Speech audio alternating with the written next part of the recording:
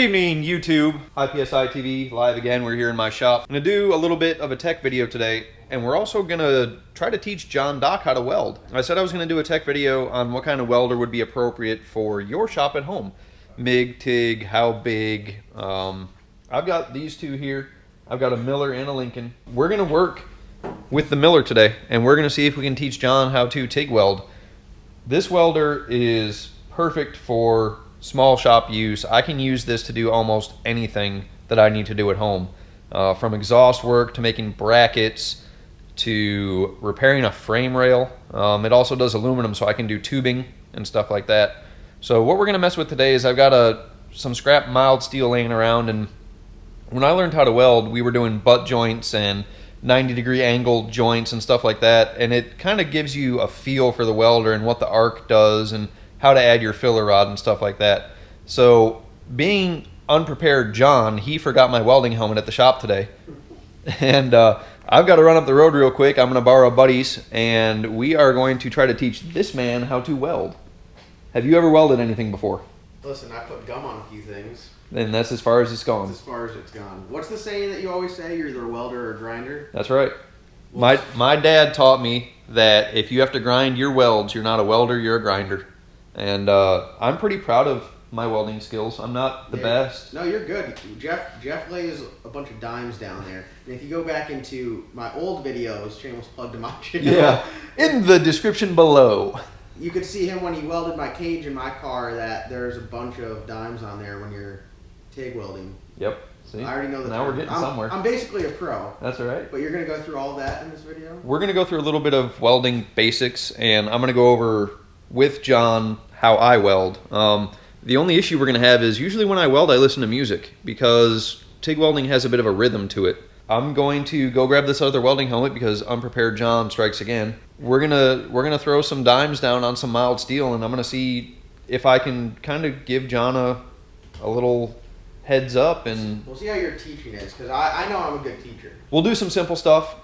Hopefully I'm a good teacher. Hopefully you guys learned something from this video. My mom's gonna be mad at you because she tells me how bad it is to breathe in welding gas and all that stuff, and if I ever try to weld, she's gonna kick my ass, so she's coming for you. What do I always say? It's fine. It's fine. See you guys in a minute. I'm gonna break out the welder and go pick up this helmet.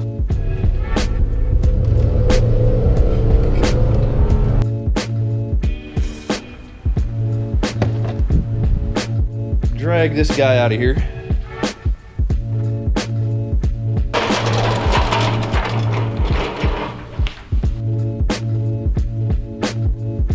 So here's what we're gonna do. I am going to go over the parts of this welder with John real quick, and I'm gonna hold the camera so that you guys can see what's going on. Ready? It's pretty simple. I'm nervous. Here we go. This is your ground lead. You have to ground anything that you're welding because it has to be a constant loop, an electrical circuit. If you do not attach that to what you're welding or a metal table like that, you will get shocked because you will complete the circuit. Because standing on the ground, you're ground. How bad does that hurt? It hurts a lot. A lot. Okay. This is our torch. This is just a standard, I think this is a series 15 torch.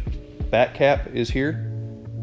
Gas lens here. So this is a high flowing gas lens. Normally they are not this big, and I'll go through everything in that kit right there and you can get a little bit better of idea of why we do that. And the tungsten is sticking out the center here. Foot pedal.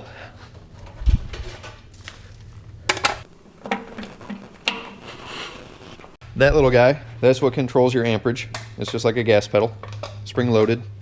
Don't go watt. Yeah. I just want to go watt. We'll work on that. But anyway, that's the three major components aside from the welder itself. Gas bottle on the back here with a regulator. TIG welders use 100% argon. If you're using a MIG welder, use a 75-25 mix. Let's go over some stuff in here, I guess. Everything that I weld, I use red tungsten. It's like a kind of an across-the-board standard. Is that what you put in what? Inside the torch. Okay. This is 2% thoriated. Do you know what that means? I do not. Neither do I. But anyway, red is your common go-to. So here we've got different length back caps. So say you're welding in a tight area, you have shorter back caps. Oh, okay. So you can get the torch in tighter areas. Does a longer one have any benefit? You can leave your tungsten long, like this. Okay. So if you run a shorter back cap, you have to break these, okay, and then you just have a bunch of little pieces of tungsten laying around. So when you're welding on the bench, long back cap, you can run a long tungsten. These are all gas lenses. So basically what a gas lens is that's like a screen, and your shielding gas flows out of that screen. Ooh, screen.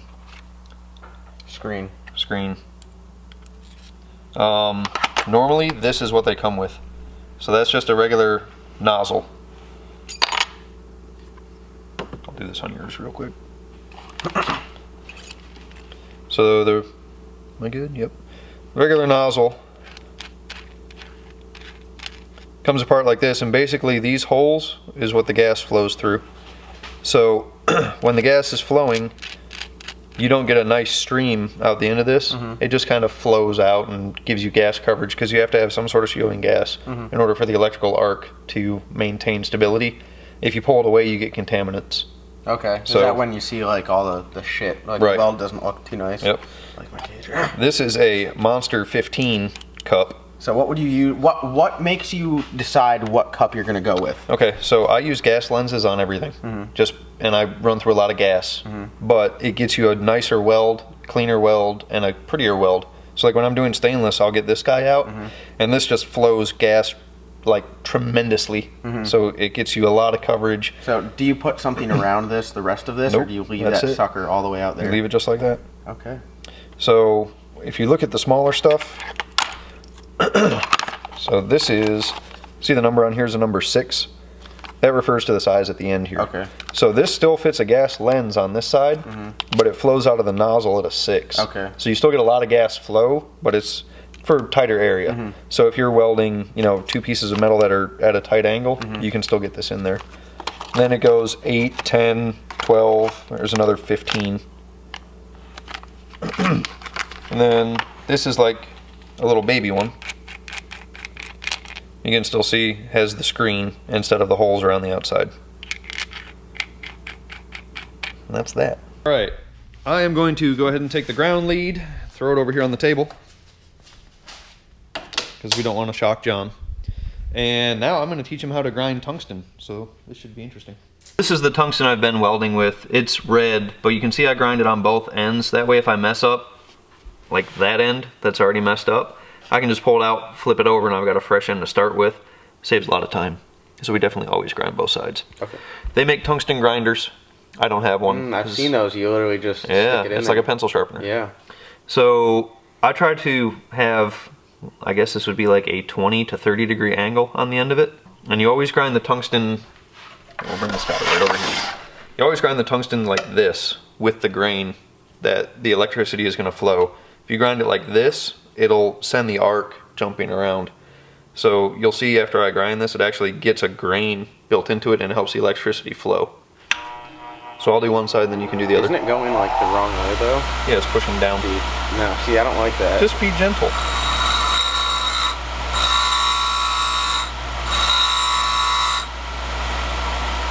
So that's that. All right guys, another quick tip. How far your tungsten protrudes out of your gas lens is pretty important. You want to keep it in tight to keep gas coverage around it, but with the gas lenses you can protrude it a little bit further and still keep good coverage. So we're going to run out about that far just because we're not welding anything really cool. Remember guys, just like painting, material prep is key. So this is just mild steel plate. It's left over from a roll cage kit. It's 1/8 thick. They were 6x6 plates when they started, but all metal has a mill scale on it is what it's called. And you'll see when I start on the edge of this, cleaning it up, how it changes color.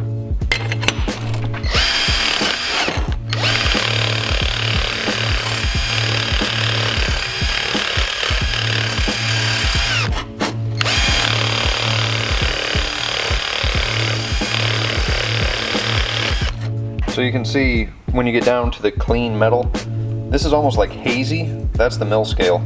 This is your nice clean metal here.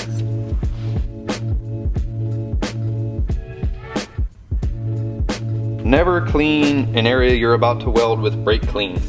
When the residue from brake clean burns, it creates a toxic gas. Don't do that. Use anything but brake clean. I'm gonna start here with a butt weld. Now, when you butt weld two pieces of metal together, they tell you to leave a gap the size of your weld. We don't do that here. We leave just a little bit like that. All right, so what I'm going to do is I'll tack each side, and then what I'll do is I'll run a little bead down, and I'll have John watch what I'm doing. We're going to turn on some tunes, and what I'll do is I'll talk to John behind the helmet about what I'm doing, and I'm going to try to get the GoPro set up so that it gets some of this. I'm right-handed, so I hold the torch in my right hand unless I'm out of position and I need to hold it in the other hand. My hands are kind of old right now. I'm having real bad cramps in this hand, so I'm going to do the best I can. You can hold the torch however it's comfortable for you. Some guys hold it like a pencil. Some guys hold it like this. You can hold it like that. When I'm up close and welding on something, I'll hold it like this. I usually have a glove on and it doesn't get that hot. But basically, you want to keep your torch head at about a 30 to 45 degree angle. Same with your filler rod. Basically, like I said, I play music normally when I weld, and what you do is, I'll already have this started, but you heat each piece of base metal, and then you put a little dab of filler rod on each piece, and then you connect the two. And then what you're doing is, you're going to move the torch, dab, torch, dab, torch, dab, torch, dab, and you just follow it all the way down. Stainless stuff, I like doing about 10 to 15 dabs, and then I'll stop, and I'll let it cool, and then I'll fire it up again and go 10 or 15 more and stop, and just go from there. So I don't have any mild steel rod here at the house, so we have stainless. This is ER 308. It's just a good universal stainless rod, and we're still using a red tungsten in here. So we'll fire up the welder and see what we can do.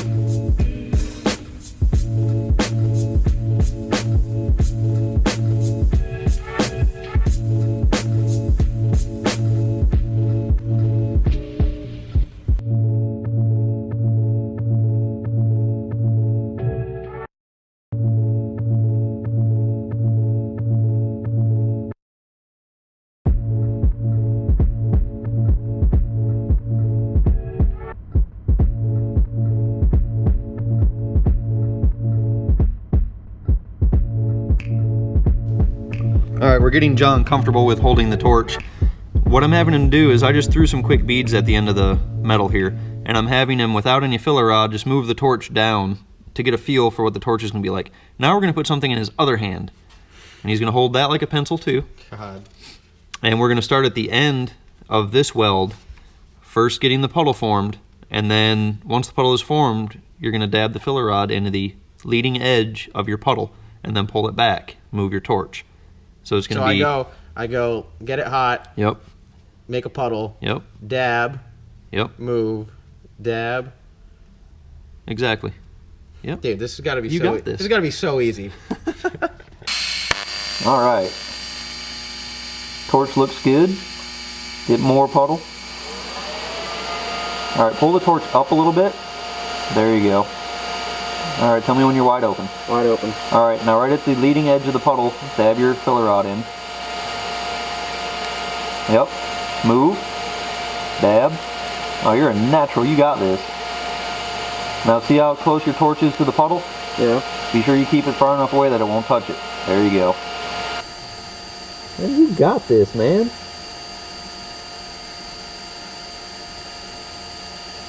Do a couple more, and then pull your filler rod away and roll off your pedal. Oh, you touched. Oh, I'm fucking stuck. I felt like I was doing something. What do I do? Just wait. Just rock it off. You did really good. For your first time ever? You did that was really good instruction right there. You did good. I'm so bummed I touched it. You're like, let off. I'm like... Can we just take a note at Jeff's work? Right there, literally perfect. Like you see that on Instagram, and then someone threw up right there. Now, so see, you're not filling a gap, which makes it kind of puddle up high. But see how close together your puddles are? Yeah. You can move a little bit further. Okay. Between each one. See how I've got more of a gap between every one of them? Yeah. And that comes with the thickness of your filler rod and stuff like that. So if it's a thicker rod and you dab, it's gonna make a bigger puddle. Okay. Right. That's pretty sweet. You did good though. Let's clean up the tungsten. We'll go again. I'm a product of my instructor. We have turned our little blank around here, and I already tacked this side, and we're going to let John start here, and we're going to do about 10 dabs. 10 dabs, right. And then we're going to not forget to hold our post flow over it, let it cool, I'm not going to touch it this time either. Nope, we're not going to touch it. Okay. We're going to do good. So bigger gaps. Yep, just like this. So is the gap made by how far I move this? Right. Okay. The torch? The torch. Yes. All right. And then we're going to do something a little harder. I've been wearing flannel. It's so professional. Are you supposed to wear flannel when you weld? I think so. All right, move your wrist. Yep. I'm going to try to get in here too so I can watch. All right. All right, we are good. I honestly forget everything I'm doing right now. Torch angle first. Yep. Perfect. Start your puddle. Now start right on the edge of mine so it's already... Oh, whoa, whoa, whoa, Whoa, whoa. And you pull it away. No post flow now. Oh, God. Start right on the edge of where I tacked. Right there. All right. Don't touch it. There you go. You got it. Do I need to be at like a different angle to see how close I am? Nope, you're good. All right. Good distance? Yep, good. All right, now see how they're connected? Yep. All right, go ahead and start throwing your dabs in there. That was good. Just like that.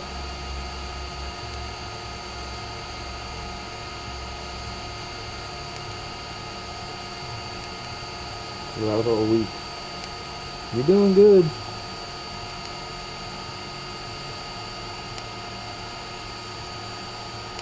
All right. Yeah. What happened? Did I touch it? I don't know. I think you might have. That one was a struggle. Yeah, but now look at that one compared to the last one. That looks better. Don't you think? It is so hard to be consistent. Like, you have to hold this at the proper, like, distance and then be smooth and then put the same amount in there. This is so oh my God. All right, well, let's trade real quick. Well, you take a camera, I'll take a welder. Back to normal operating positions. All right, and just kind of pay attention to how the torch moves. Okay. And angle and stuff like that. All right, you good? Say when. When. When, here we go.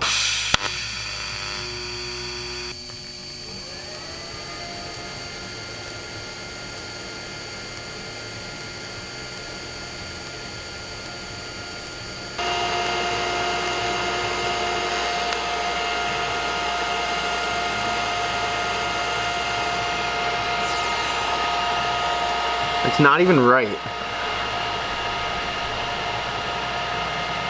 Just like I said, you get in a rhythm. Yeah. You know, and you don't disturb your rhythm, because that's what happened when you got here.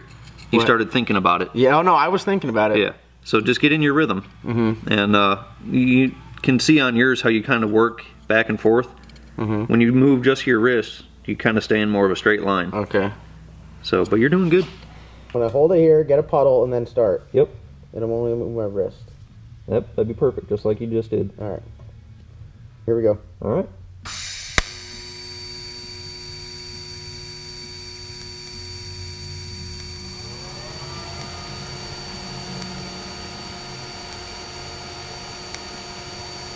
All right, slow down there. I had to come off. All right. So I felt like I was getting further away from it. you were. Now see how wide your puddle is? Yeah. So the further away you get, it gets wider too. All right. Now, also, something that I didn't really teach you is you're putting the filler rod in at this angle, welding along this edge. If you put the filler rod in at this angle, see how it keeps everything on top of each other? Yeah. And when you're in from the side, you get that jaggedness. Oh, I see that, yeah. So if you can add the filler a little bit more like this, you should be a little bit more consistent. Okay. Count in your head if it helps. I literally go blank. So much going on. All right, here we go. All right. Good distance? Yep, looks good. Ready? Perfect. A little bit less movement between. Right there. Perfect. A little less. Yep. Yep. Oh, that's perfect. Keep doing that.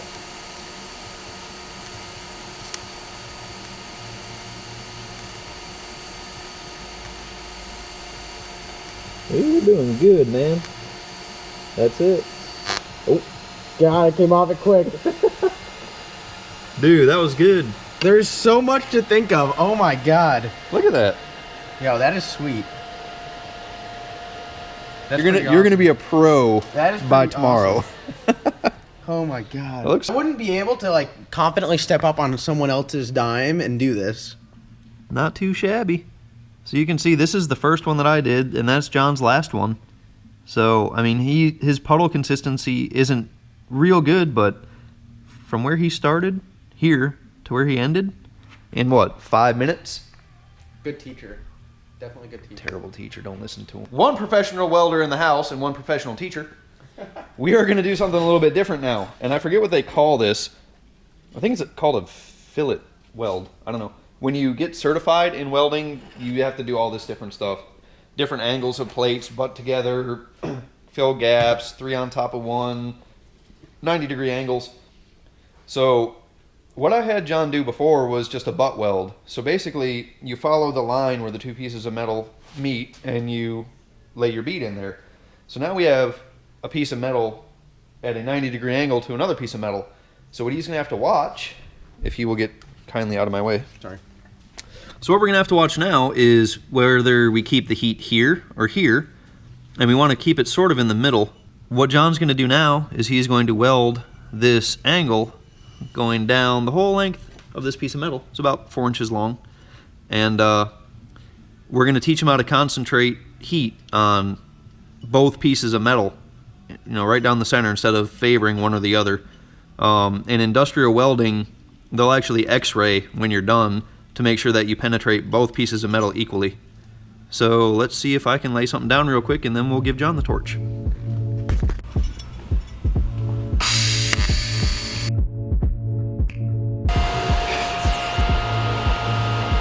You basically lay right here is how it needs to happen. Okay. And now what you're going to do that's changed from when you're welding on a flat surface is when you dab in, you need to pull this a little bit further back. You need to be more deliberate when you dab. Okay. So in and out. Okay. All right? Yeah. You got this. Professional. I feel like I can hurt someone at this point.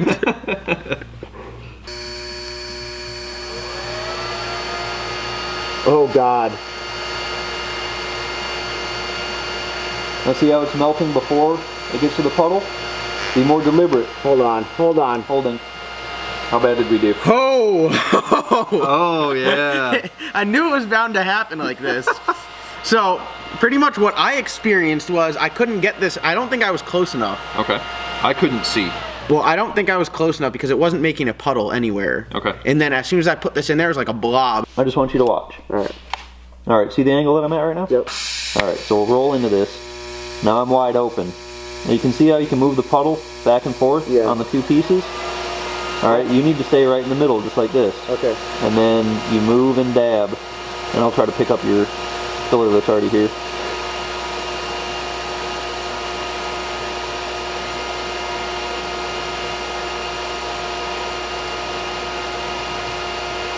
See how you can move it back and forth? Yep. So just stay right in the middle like this. Alright.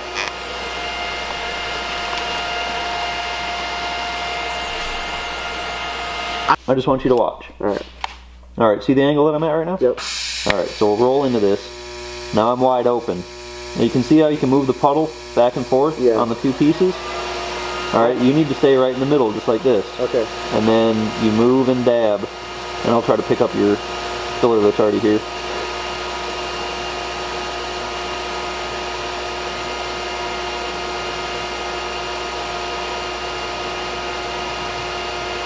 See how you can move it back and forth? Yep. So just stay right in the middle like this. Alright.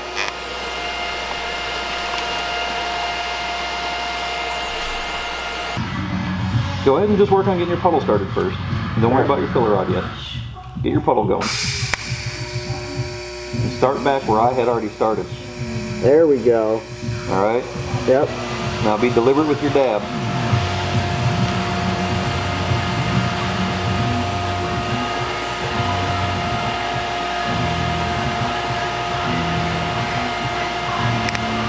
Uh-oh. That's fine. Just keep going.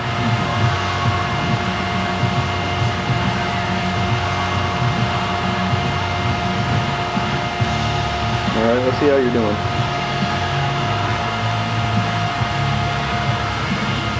I actually can't watch you. Alright, that's going to wrap up this video. Had John Dock in the shop today, teaching him how to weld. We used a TIG welder today. He has never TIG welded or MIG welded. and we did a couple different things.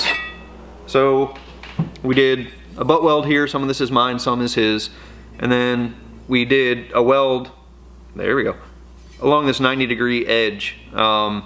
And then we did something kind of cool, which is probably still warm. Did a little bit of welding on some tubing. So John did most of this, I did a little bit, and just kind of goofing around getting the basics of welding dialed in for John so he can build his next turbo kit on his own. Yeah, Jeff makes it look way easier than it really is. It is, I mean, it's so challenging, I can't even describe. There's so many things that you have to do at once. So I've been welding for probably 12 years, no, longer than that, 14 years. So I started off MIG welding when I was in high school. I took an industrial design class and I was actually welding I-beams together, real thick metal.